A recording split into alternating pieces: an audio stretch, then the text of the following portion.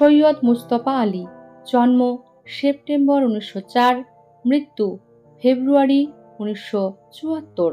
তিনি ছিলেন বিংশ শতকের একজন বিখ্যাত সাহিত্যিক, সাংবাদিক ও বহুভাষী পণ্ডিত।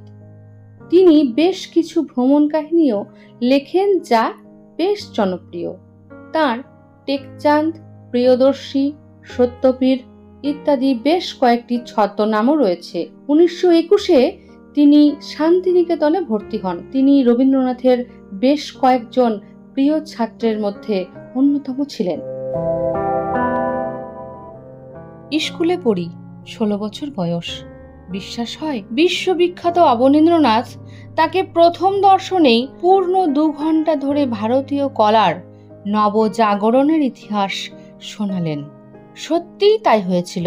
আমার এক বন্ধু আমাকে নিয়ে গিয়েছিল অবনীন্দ্রনাথের কাছে। 3 মিনিট যেতে না যেতেই তিনি হঠাৎ সোৎসাহে এক ঝটকায় হেলান ছেড়ে খাড়া হয়ে বসে আমাকে সেই প্রাচীন যুগের কথা, কি করে তিনি ছবি আঁকা শিখতে আরম্ভ করলেন, সে ছবি দেখে দ্বিজেন্দ্রনাথ কি বললেন, হ্যাভেলের সঙ্গে তার সাক্ষাৎ, টাইকানের সঙ্গে তার সহযোগ, ওরিয়েন্টাল সোসাইটির গোড়াপত্তন, নন্দলাল অসিত কুমারের শিষ্যত্ব, আরও কত কি যে বলে গেলেন, তার অর্ধেক লিখে রাখলেও আজ একখানা সর্বাঙ্গ সুন্দর কলা ইতিহাস হয়ে যেত। আর কি ভাষা, কি রং! আজ যখন পিছন পানে তাকাই তখন মনে মনে দেখি সেদিন অবনীন্দ্রনাথ কথা বলেননি, সেদিন যেন তিনি আমার সামনে ছবি এঁকেছিলেন। রঙের পর রং চাপাচ্ছেন, আকাশে আকাশে, মেঘে মেঘে, সূর্যাস্ত সূর্যোদয়ের যত রং থাকে তার থেকে তুলে নিয়ে ছবির এখানে লাগাচ্ছেন, ওখানে লাগাচ্ছেন, আর নতুন নতুন রং বানিয়ে ছবির উপর চাপাচ্ছেন। আর কি উৎসাহ উদ্দীপনা নিয়ে তার সুখ দুঃখ, তার পতন অভ্যুদয়ের অনুভূতির অজানা অচেনা এক 2.5 ফোঁটা ছোকরার মনের ভিতর সঞ্চালন করার প্রচেষ্টা। বুঝলুম তিনি তার জীবন দিয়ে ভালোবেসেছেন ভারতীয় কলাশিল্পকে, আর আপন বুকের পাঁজর জ্বালিয়ে নিয়ে প্রদীপ্ত করে দিয়েছেন আমাদের দেশের নির্বাপিত কলা প্রচেষ্টার অন্ধ প্রদীপকে। তারপর একদিন তিনি এলেন শান্তিনিকেতনে। সেখানেও আমি কেউ নই। রবীন্দ্রনাথ, নন্দলাল এবং নন্দলালের কৃতি শিষ্যগণ তাঁর চতুর্দিকে। স্বয়ং রবীন্দ্রনাথ আম্রকুঞ্জে তাকে অভ্যর্থনা করলেন বিশ্বকবি রূপে, শান্তিনিকেতনের আচার্য রূপে। আর সেদিন রবীন্দ্রনাথ যে ভাষা দিয়ে অবনীন্দ্রনাথকে শান্তিনিকেতনে আসন নিতে অনুরোধ করলেন, সেরকম ভাষা আমি রবীন্দ্রনাথের মুখে তার পূর্বে কিংবা তার পরে কখনো শুনিনি। রবীন্দ্রনাথ সেদিন যেন গদ্যে গান গেয়েছিলেন। আমার মনে হয় সেই দিনই তিনি প্রথম গদ্য কবিতা লেখা আরম্ভ করলেন। দেশে বিদেশে বহু সাহিত্যিককে বক্তৃতা দিতে শুনেছি, কিন্তু এরকম ভাষা আমি কোথাও শুনিনি। আমার মনে হয় দেবদূতরা স্বর্গে এই ভাষায় কথা বলে। সেদিন যেন ইন্দ্রপুরীর একখানা বাতায়ন খুলে গিয়েছিল।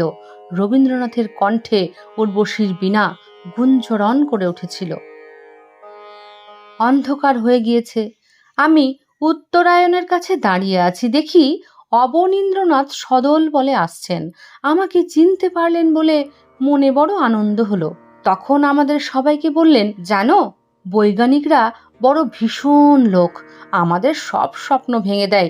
এই দেখো না, আজ সন্ধ্যায় আমি দক্ষিণের দিকে তাকিয়ে দেখি কালো কালো মেঘ এসে বাসা বাঁধছে ভুবনডাঙ্গার ওপারের ডাক বাংলোর পিছনে। সে যাত্রায় যে কদিন ছিলেন তিনি কত যে গল্প বলেছিলেন, তরুণ শিল্পীদের কত অনুপ্রেরণা জুগিয়েছিলেন, তার ইতিহাস আশা করি একদিন সেই শিল্পীদের একজন লিখে দিয়ে আমাদের প্রশংসা ভাজন হবেন। আবার সেই প্রথম দিনের পরিচয়ে ফিরে যায়। আমি তখন অটোগ্রাফ শিকারে মত্ত।